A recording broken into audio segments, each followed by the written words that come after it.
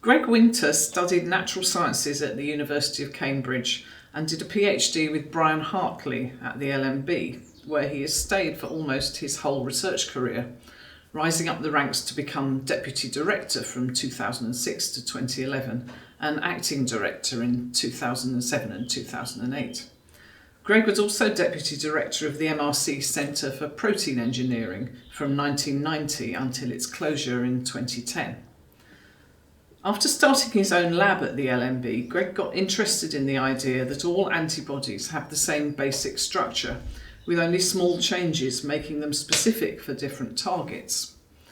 Combining this with his expertise in genetic engineering, he developed strategies to make antibody pharmaceuticals suitable for the treatment of cancer and immune disorders, helping to spearhead the development of antibodies as a new class of powerful biologics.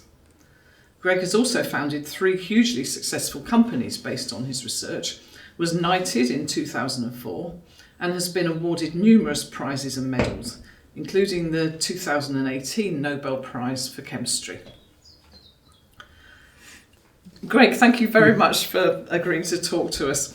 I'd like to start off by talking about enzymes. So you began your career with Brian Hartley as an enzyme chemist. What was so exciting about enzymes in those days? Well, I think we didn't really understand how they worked. I mean, enzymes are quite fantastic molecules. So a lot of the chemistry that organic chemists do requires, high pressure, solvents, high temperatures. But enzymes do so much chemistry very, very specifically in dilute aqueous solution at room temperature or thereabouts. So actually, to my mind, that was one of the great mysteries of life was what was the chemistry of enzymes. So what were the key features that gave enzymes their characteristics? And that was why you went to Brian Hartley, because he was doing enzyme evolution studies at that point? Brian Hartley was my Director of Studies at Trinity College. And so I'd had a bit of an indoctrination from him over the 3 years of my undergraduate course in biochemistry on enzymes, which of course was his area of interest, and in fact also protein structure, which in fact I was also attracted to. So what were your first impressions of the LMB when you came there as a PhD student? Well, I'd had a bit of an exposure to the LMB because one summer, the summer before I took up my PhD, David Blow employed me as a student, a summer student, to build a plastic model of trypsin for an exhibition, which I did, and working along with a senior technician at that stage. And I thought it was very interesting. Unfortunately, my molecule hadn't got enough hydrogen bonds in it. We'd done what we were told to do, but actually bits of it sagged and collapsed. So it did show to me the importance of hydrogen bonding in maintaining the structure. So we did actually have to drill some more hydrogen bonds in it to stabilize it. And despite that, he still took you as a PhD student? Well, I mean, David Blow, I didn't want to do crystallography, but Brian was happy to take me. But in fact, he had to rescue me because I got a 2-2. And Brian said, well, they got it wrong. And he was willing to take me. And in fact, Trinity College agreed to underwrite me. And in fact, in the end, the MRC agreed to pay for my PhD. Yeah, I mean, that's reasonably extraordinary, actually, that should have happened. You must have been quite an impressive student. Well, it's not for me to say, of course, but I suppose I must have made a good impression. I mean, I got scholarships in Trinity, and I'd done very well academically, and so I think it was my own views, the examiners did indeed get it wrong. I think the exam paper was highly flawed, as I pointed out to them when I had to meet them, and in fact they didn't really like what I had to say about some of their questions. So they may have decided this uppity young man needs to be taught a lesson. But actually it was quite a good lesson because I was determined to prove the bastards wrong. So when I started my PhD, it was it was like a vendetta to prove them wrong. But at the same time, then you go to the LMB, which is a bit of a terrifying place, and you realise just how low down the food chain you are. It took me, even if you've got a vendetta driving you, it was still hard. Those early years were hard, particularly as Brian had a very hands-off attitude to the protein work, and he put me in the hands of Gordon Koch, who showed me some early protein work, and then I was left to get on with it. And then he deserted you in your second year, is that Well, right? Brian became made professor at Imperial College in my second year, and he wanted me to go down there, but I went down and I could see they'd got no protein facilities at all. So I managed to negotiate to stay on in the LMB for a year. But during that time, his group shrank. And so there was, I think I was about the last person left. And I remember Brian asking me to bring all remaining chemicals and bits and pieces to Imperial College, like Winchesters of ethyl acetate. And I remember that because one of the bloody things broke in the van that I'd hired. Well, the van, this was the lab van. Yeah. So the lab van, I went round a corner in Marble Arch, fortunately, just before arriving at Imperial, and this thing went over and smashed. Oh, gosh. And I was worried about whether it was going to blow up. But anyway, I opened all the windows and continued. And managed to mop it up at Imperial College. When you got back to the LMB then, I guess there was a revolution going on the third floor in terms of a switch from protein sequencing to DNA sequencing. Yeah. I came back to work with George Brownlee because I wanted to learn about nucleic acid sequencing, in particular RNA sequencing and DNA sequencing. I'd applied to Fred, but Fred didn't have any space, so he passed me to George, who we started working on trying to sequence the genes of influenza. And so both in terms of the division, in terms of my own life, or the scientific side of my life, I'd suddenly moved from an era where protein chemistry was a sort of dominating force, apart from Fred, who was always playing around with radioactivity in the high voltage electrophoresis room, to one where, in fact, nucleic acids was totally predominant. So you were quite techniques driven in those days, were you, rather than hypothesis driven? Yes, I mean, I've looked back at this and I think that my general belief was, and I can remember discussing this with Brian, that I liked the medieval model of an apprenticeship. Namely, you go and work with a master and you acquire those skills. So I was a willing apprentice. And I never, some people go into science because they think they can answer big questions. But I never went into science thinking I would answer big questions, and I haven't actually. I haven't answered. There's no biological question I think that I've answered. But I saw it really like a craftsman. So it was a very different attitude from some that people have in going into science. Yeah.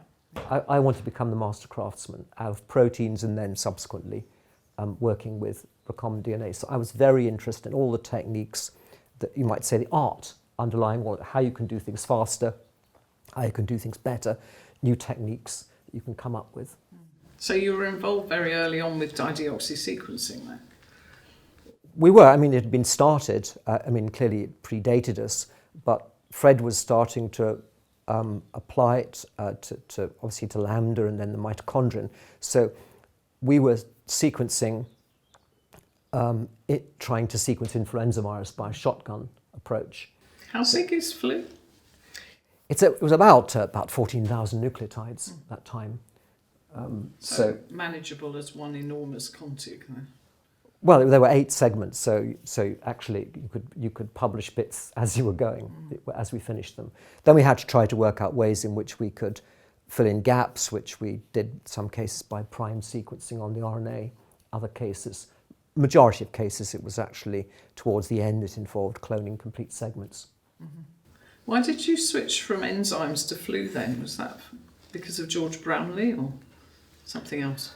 Well, the reason I switched from enzymes is I'd done the protein sequencing that I could do, I'd realised that that the future. Fred came to Imperial College when I was there and gave a talk on the plus-minus method, and I realised that that was going to be the future. It was so much more straightforward than doing protein sequencing. So I wanted to learn this technology. So I decided to use my Trinity Fellowship in order to learn nucleic acid sequencing. And frankly, I was willing to learn it with anybody on anything. And George, at that point, Fred didn't have space, but passed me to George, who had space for me, because of course I also brought my own salary, because the Trinity Fellowship meant I was paid. So I was another pair of hands really for working on flu. But George was great. In the first year, he sort of got us established, but then he went off on sabbatical, and then he got an offer in Oxford, so he went. So again, I was left with abandoned.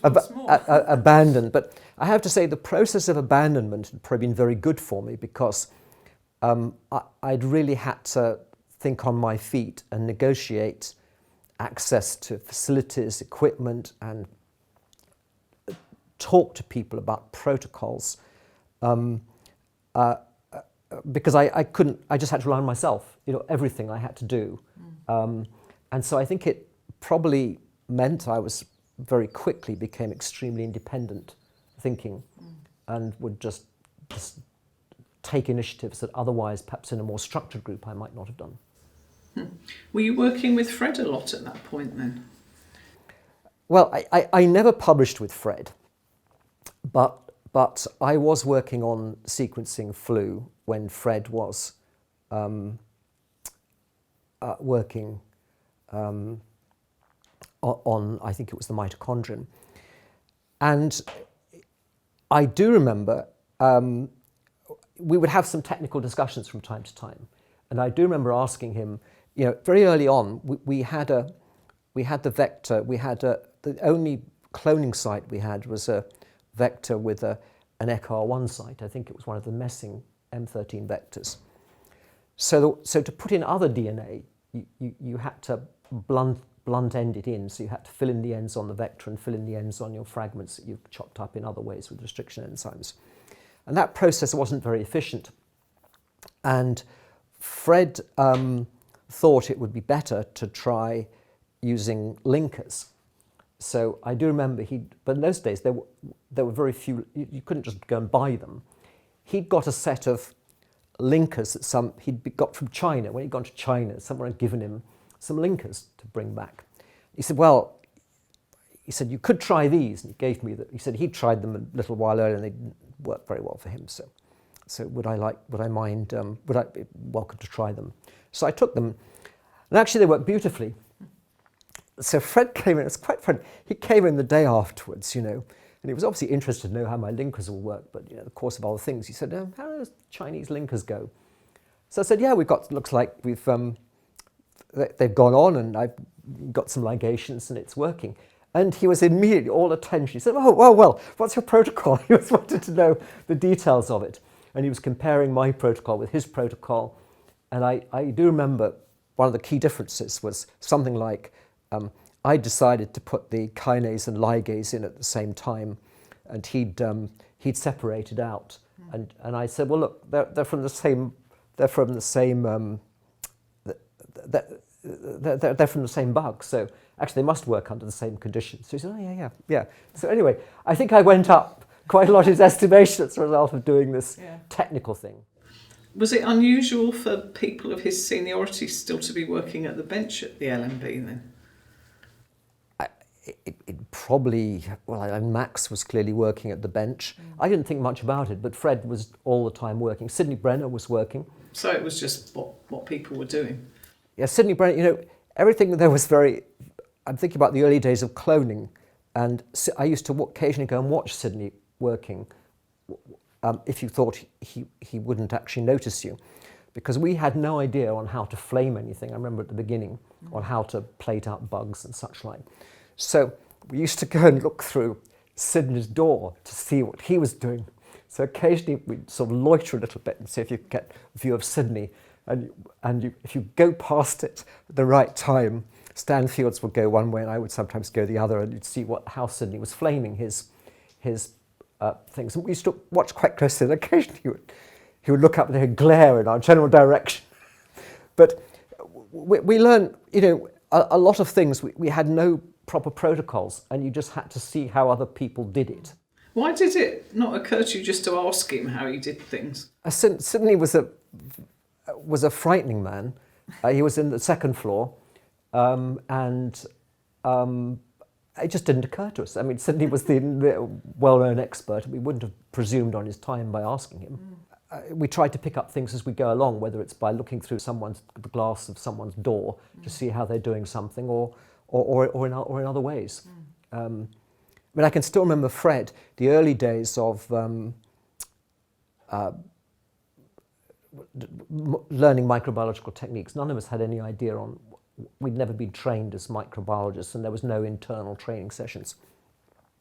So we would have these flasks, and I remember Fred was growing up a clone, and he had these flasks of 2 times Ty, and in one of them, we happened to, Stan and I were in his lab. I went into his lab to ask about something else, and Fred was in the middle of doing something, and he had a pipette which he mouth pipetted, right, the 2 times Ty into his flask. But as he put the pipette in, you could realize there was this giant mungus in the flask, and he put the pipette underneath this giant mungus and said, "Better keep clear of that chappie." And he sucked the liquid up and put it onto his clothes. But of course his cloning worked. I suppose the giant mungus took a while to grow, and it was very sort of sock it and see, and yeah, literally suck it and see. I do want to move on to your antibody work at some point quite soon, but before we do, I think we should talk about this wonderful object that you brought along, which is enshrined in LMB, in the memories of everyone who's worked at the LMB, I think. So please. Well, so this is a submarine mini gel, and it has its origins in Poland. And I went, and Fred asked me if I would mind giving a PhEBS course on DNA sequencing in Poland in 1979. I won't go into all the issues around that trip, but anyway, when we were there, it was a group that PhEBS was running this for Eastern Europeans, so there were people from Russia, and there were people from Poland and Bulgaria, the whole Eastern European network, and there were 3 people from the Western, one Belgium, one French girl, and myself. They were doing Maxim Gilbert. I was supposed to show dideoxy method, but the dideoxy was a very temperamental method in those days, I went there. But obviously, people were also showing how to purify, particularly with Maxim Gilbert, how to purify DNA fragments. And there was a Russian, and we were interested in cutting plasmids and looking at ligation and that kind of thing to see how things changed. In those days, in the LMB, the gels were not submarine gels. There was a well of buffer, and you would put wicks up onto the gel, and then the current would go through the wicks and transfer 100% through the gel. Therefore, I was astonished in Poland to discover these Russians had cast a gel in the bottom of a Petri dish and covered it in water, and then I think they dug out a little hole in it somewhere, put their sample in, and then they just put a couple of wires in, platinum wires in, and set the current across it. And actually, it worked very well. I was astonished, and in fact, I realized they could run them much faster than we could with our gels, because the liquid on top cooled the gel, whereas, of course, we had to be, if we're trying to run gels fast to get the answer quick, we find the ends would melt if you weren't careful or something like that. So I thought this was a great idea, but I thought we could do better than that. So I took a little millipore box where they used to store the millipore filters, which is a bit smaller than this, and decided I would, rather than trying to gouge bits out of the, well, I would put a former in as we normally did, and decided to run it. But so let's open it up. yes, but you see, this wasn't like the first version. So the first version was essentially just wires across the end of a millipore box, and then we managed. I got some of the bigger combs and put a notch in, and sort of managed to set it to go. But these people started liking this, converting their millipore boxes. But the problem with it was it wasn't very safe. So you could have got electrocuted if you put your hands across it, right? So we were running these things at quite high voltage. But actually, I wasn't really that bothered. Health and safety was never taken as seriously then as it is now. No.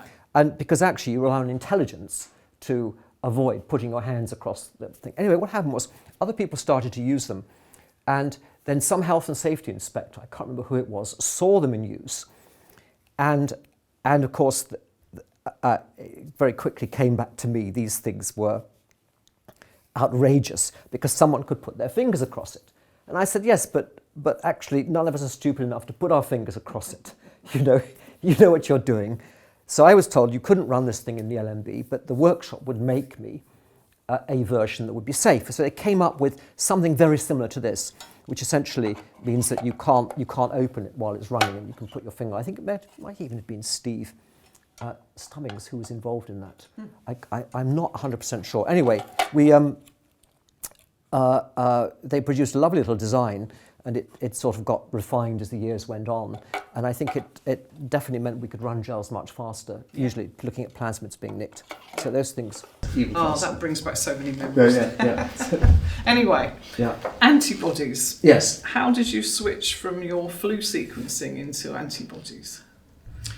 Well, I'd finished the flu sequencing, and I was asked, as I was finishing the sequencing,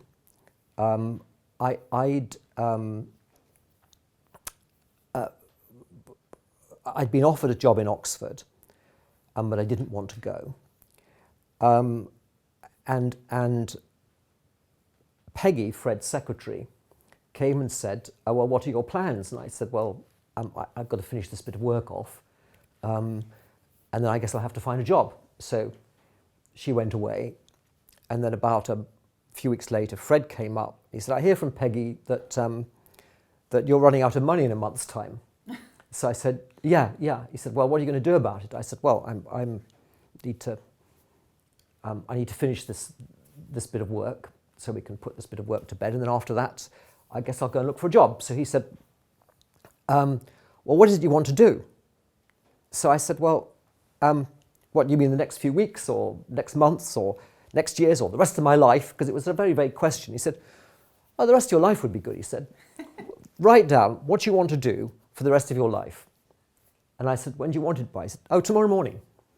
He said, we've got executive committee, and I will put it to the executive committee what you want to do with the rest of your life, and we'll see if we can offer you a job. So I had been thinking at that stage of, and I had actually already mentioned this to Fred briefly, about the idea of protein engineering in general, because I was interested in, I didn't want to continue sequencing, I wanted to engineer, to look at ways of using site-directed mutagenesis and DNA manipulation to change proteins. So I put in a proposal, and Fred came out. In those days, executive committee would just only take an hour. So he came out after an hour. Nowadays, they take about a day or two. But in those days, it was a very short period. He came out after an hour and of my proposal, which I'd struggled all night to write. How long was it? It was about half a page. About half a page proposal. So a half-page job application to the half-page application, which I so he came out. He said, "Well, Greg," he said, "I think we fooled them." He said, I guess you better get on with it now." And I didn't know what job I got at all, so I had to ask Peggy. So was that how things ran in PNAC then? It was a bit. Peggy would tell you what the story. She was keeping an eye out for us in a kind of ferocious way, you wouldn't want to cross Peggy. I mean, she was actually very nice. I mean, she certainly had represented my case that Fred he had some kind of moral duty to put me out of my misery or to take me on board, and Fred had acted on it. So I do remember Fred came out and said that, and then I heard Sydney coming down the corridor, and that's after he'd had his leg damaged. So you could hear him going ga-clomp, ga-clomp, ga-clomp, ga-clomp, ga-clomp down the corridor. And I said, I went out, I said, Sydney, he just kept on walking. And I said, I'd like to thank you, sort of hurrying along behind, just because I understand that you've given me some kind of job this morning. And he said, don't thank me, he said. He said, if you've got to thank anyone, thank Fred. We were all against it, but Fred said we got to do it. So that was the... So anyway, so I said, well, anyway, thank you. And went back and discovered I had a tenure track job and to do something I'd written down the previous night, which was, in fact, to do protein engineering and to work with antibodies. And one of the criticisms I'd had was, so I was interested in working on enzymes and I was interested in working on antibodies at that time I got that job. But at that stage, antibodies hadn't, there was no expression system, decent expression system for antibodies. So I decided to focus on the enzyme work. And because I had the enzyme cloned and we were starting to do things with it. So Fred was perfectly happy that I continued with that. But then there was a transition between Fred and Cesar. And so Fred came to me one day and said, well, you've got tenure track, things seems to be going well, but in terms of your long-term future, you're going to have to talk to Cesar, see what he thinks about this general direction. And I went to see Cesar, and Cesar said, well, Greg, yes, I like in general what you're doing, but so I started to talk about enzymes, and he said, yeah, but you keep talking about enzymes, you're talking about the wrong molecule. He said, you need to talk about, why don't you think of doing antibodies? So I said, oh, God heavens, well, yes, I suppose I should really. At that point, you were sharing an office with Michael Neuberger? I was. Michael had just at that point got, around that point, actually a bit after that point, started to express antibodies in mammalian cells. And once he'd expressed them, I reckoned I could get involved in it because I didn't want to start reinventing the expression system. I had no experience in working with mammalian cells. We believed E. coli wouldn't work. So would you have done this stuff if you hadn't been at the LMB? Was it already in your head? I don't think I would have worked on antibodies. I think I'd have probably worked on enzymes. I think it was really the requirement to strategically fit into the division, which Cesar was now taking control of, that made me work on antibodies. Yeah. So I should be grateful to him for that. And then quite early on you had an extremely unpleasant bike accident, which meant you couldn't work at the bench yourself for quite a long time. And it wasn't an accident, it was an on purpose. It was by someone who attacked me in the street on the way to the lab, yes. So I had a brachial plexus lesion and I couldn't use my arm for probably a couple of years. It must have been terrifying. Did you think it was never going to come back at any point? I did, for quite a long time. But anyway, the effect of it was I decided I could only use my left hand. I couldn't do any more experiments. I had a small group at that point, but people working on finishing off bits of flu and also a bit of enzyme work at that point, which we were doing. That was the early 1984. And I knew I'd got to work on the antibodies, so I started thinking about them, thinking ahead, and decided that I needed to understand more about their structure, and spent a lot of time in the darkroom, which Arthur Lesk and Phil Evans helped me run some of their programs, showed me some of the programs. So I was down with the Evans and Sutherland, sitting there.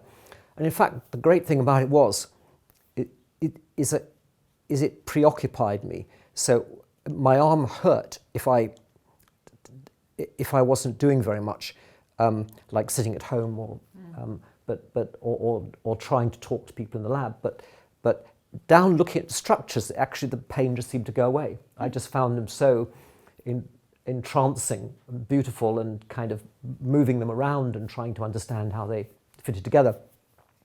So at that stage, I began to realize that the antibody variable domains were very, very, very similar between mouse and human antibodies. So Michael had already started making chimeric antibodies where you take the entire variable regions of a mouse antibody and transplant it onto human constant regions. But I thought we can probably go better than that and just transplant the loops. And I spent a lot of time looking at loops and looking at the framework regions and devised this experiment. I thought, well, I don't know whether I'll ever work again, so let's go out with a bang and try and do a really good experiment. So we decided to build at that stage Peter Jones. Cesar decided to give me a technician. I didn't have a technician at that point. And then Sidney Brenner gave me a summer student, which was Paul Deere, who came and worked on trying, because we had no, in those days to synthesize genes, we either had to do it, well, we had to do it by hand. Mike Gate had produced a little nifty column that you could use to generate synthetic oligos, and but that was quite time-consuming, and you were pretty much anchored to going and changing valves at various stages. And we managed to persuade Sydney to buy a gene synthesizer. Sam, one of the very first synthesizers, well, it was the first one in the lab, which I ended up taking responsibility for. So we had it stored in my physical room, and Paul Deere was involved in running it for a summer. And we knocked out a lot of oligos, and then we had to stitch them all together to create this kind of humanized variable domain of the antibody that Michael was working on. And then we cloned it. Were you surprised that it worked? I was, actually. I mean, I was delighted, of course, yeah. but we were surprised. I mean, you know, it was wonderful that it did work, because I think Pete Jones and certainly I were totally exhausted by the time we actually managed to get it into these great gangling vectors that Michael had, and to show it expressed. So it worked astonishingly well, and then we had to sort of do some physical work to characterize whether it bound as well or not, and so I wanted to do it by proper biophysical methods, so we used fluorescent quench, and Jefferson Foote came in at that point. He'd worked with Howard Schachman in the States and knew a lot about biophysical methods. So my group always had, from that point on, a very heavy biophysical focus. So when did you start looking at the medical potential of your antibodies then? Well, after we'd made the first antibody was an hapten antibody, so it was the one related to the one that Michael was using. But the whole point of it was that if it's to be humanized, you've got to, how do we know whether this is going to be seen as immunogenic in humans? So you can't justify putting an anti-hapten antibody in humans, although, you know, even in those days that wasn't possible. There was no reason you could do it. So I realized we had to move on to creating a therapeutic. And I talked to Cesar, and he put me in touch with Herman Waldman, who at that point, they were struggling to clone their campath antibody genes, because he wanted to make a chimeric antibody, right? Because he realized the limitations of their rat antibody. So campath, just for my ignorance, campath was an antibody designed to treat lymphoma, is that? Originally it was designed to be an immunosuppressive agent, so according to Herman, it was designed to be a monoclonal antibody that could replace the horse antiglobulin that was used for heart transplants and things. So people were immunosuppressed by killing off their T and B cells by giving them this, by giving them horse antiserum. But of course, Herman wanted to make a monoclonal for that, rat monoclonal, which he did. He made this rat campath antibody. But then when they gave it to patients, it turned out to be, and he started to realize, well, it could be used for lymphoma and other possible cases. When they gave it to patients, of course, it turned out to be rather immunogenic. After about 10 days, you got a negative reaction to it. And in fact, you could produce blocking antibodies, which you know, can be dangerous and also stop the therapy. So he had this rat antibody and was obviously interested in humanizing in some way. And we said, well, okay, maybe we can help you clone the genes. Marianne Brueggemann was trying to clone the genes then, but she couldn't. She was trying to do it to create a genomic construct, and we decided that we'd use cDNA because we were much more familiar with handling RNA than they were. So we cloned it. Actually, Lutz cloned it. Lutz Riechmann cloned it. And then we decided we created both a chimeric and we created a humanized antibody. And that antibody turned out to be, turned out to work. And I think for me, the defining moment was really seeing the patient. I hadn't expected to see the patient. I'd just given the genes to Herman. We'd been involved in testing them to check they still killed cells. And I'd been told this first patient was to receive the antibody, and we're crossing our fingers hoping it didn't kill her, because this was the first time a sort of antibody with human effector functions would have gone into people. And in fact, they were very cautious about what they did, but after about 4 or 5 days, they said, well, would you like to come in and meet the patient? So I've sort of described this before, but I said, well, how do I get in? And they said, well, you put on a white coat, not an MRC one, and you put a stethoscope around your neck. Here's a stethoscope. Go in and, tidy yourself up a bit, because I was very scruffy. Tidy yourself up, but try to look like a junior doctor. And just act as though you own the place. Go in and ask to speak to Mrs. Forgotten her name now. Her first name was Phoebe anyway. Asked to speak to her.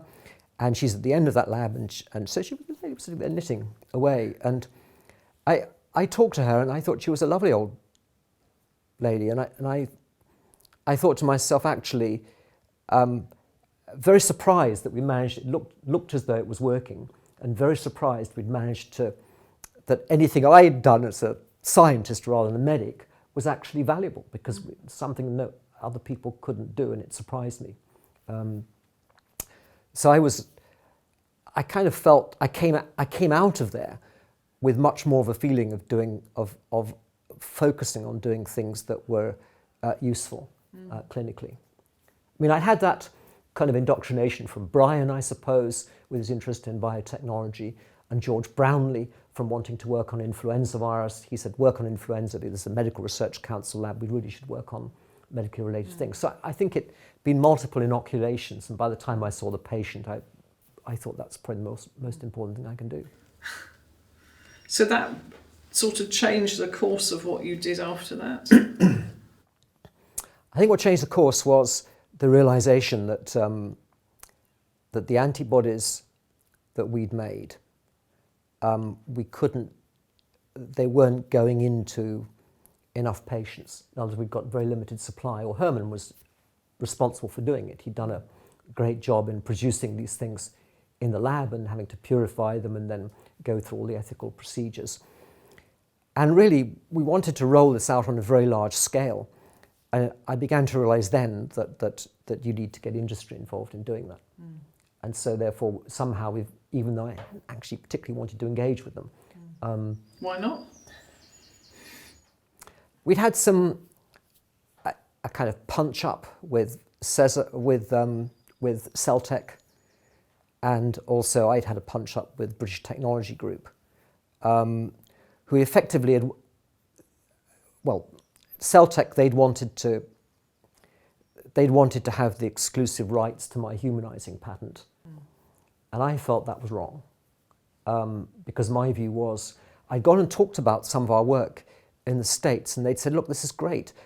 We'd love to use this technology. And I said, well, there's a patent we filed. And they said, well, who do we talk to? I said, I think you talk to Celtech. And they said, what? I said, well, I think Celtech are going to have it. And they said, well, you can't give it to Celtech. They'll lock it up. And it never occurred to me that might happen until about the third company I spoke to was looking extremely alarmed at the thought of it going to Celtech. So I came back and we discussed it with Cesar, and we realized there was a danger that this invention could just simply be used that wouldn't be exploited widely enough. It would just be, whereas really we got a method for taking all those rat and mouse antibodies that were sitting in people's freezers, we could turn them into therapeutic entities. And therefore, actually, this was too broad to be lock up in anyone's hands. So it was obvious at that point how important this was going to be. I think it became increasingly obvious in the light of the reactions we got when we went to the States, or I got when I went to the States, and also by the attempts of Celtech to seize it. And so there was a big argument between head office and the LMB about this, in which in the end the LMB got its way, that it was licensed non-exclusively.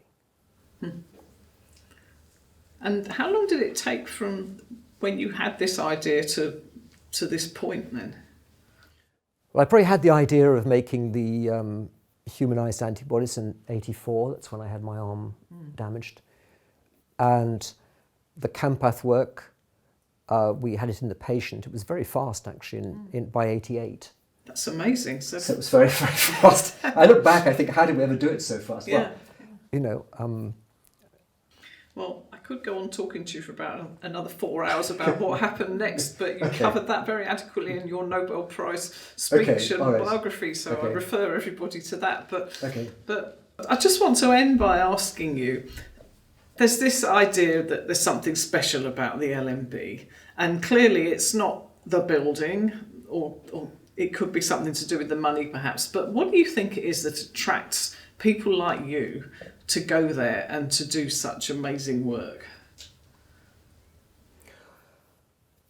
I think there's a number of advantages it has. One is it has you've got a series of great mentors. So certainly when I went, there were Fred and Max and the rest of them, and there weren't many places in the world you could go with that kind of senior management.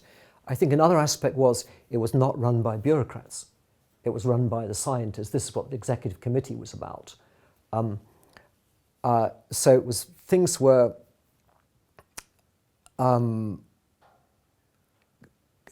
say clearly scientists were in control, and I think that does distinguish it from many university departments, for example. I think they also had a view of focusing on important questions.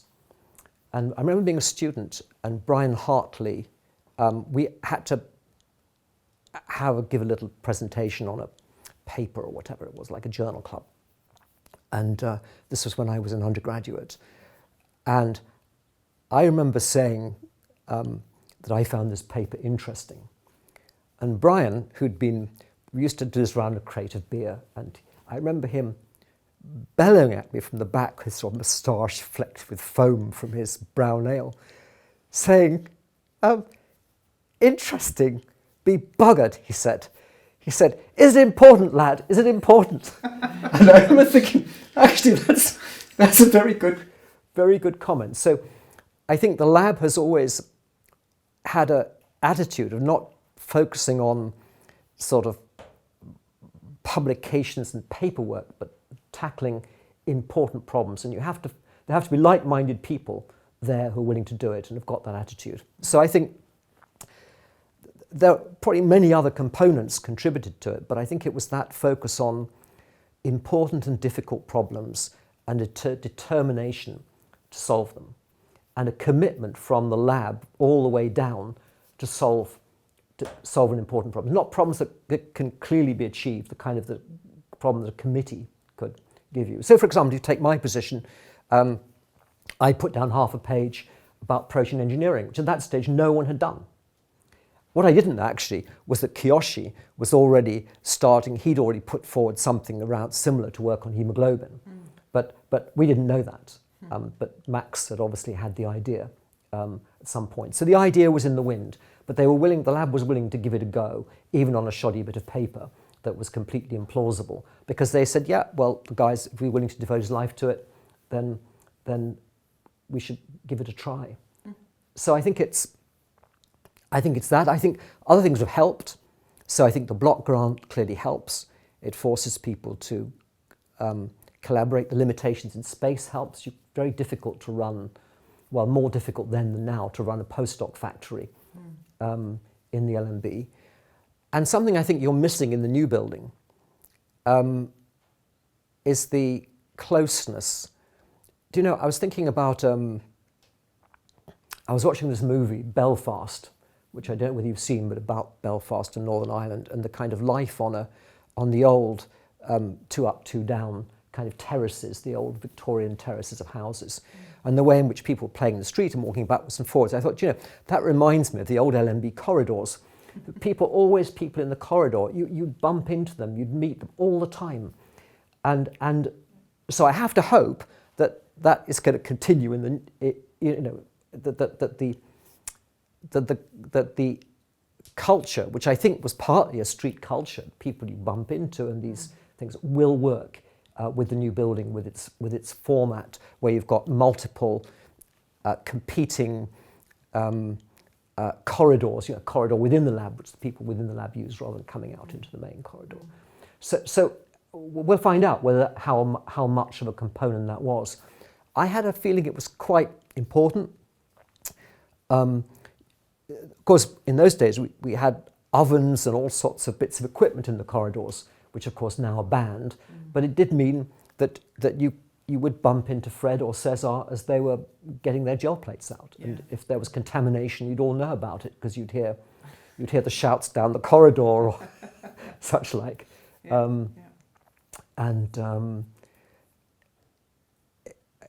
So I've never cared to define what is the secret sauce for the LMB. You know, I think times change, and what was the secret sauce years ago may not be the secret sauce for now. Certainly, I think the LMB has never really embraced translational work. I don't think it even does it now. Yet has been extraordinarily successful with some of its scientists in achieving that. But there's different ways it's achieved it. Effectively, it forced me to privatize my work in order to see it translated. And I think the same, well, effectively with Richard Henderson, with Heptares and Chris Tate, the same thing effectively happened. They took they took another model where you set up something outside the LMB and try to pursue it there.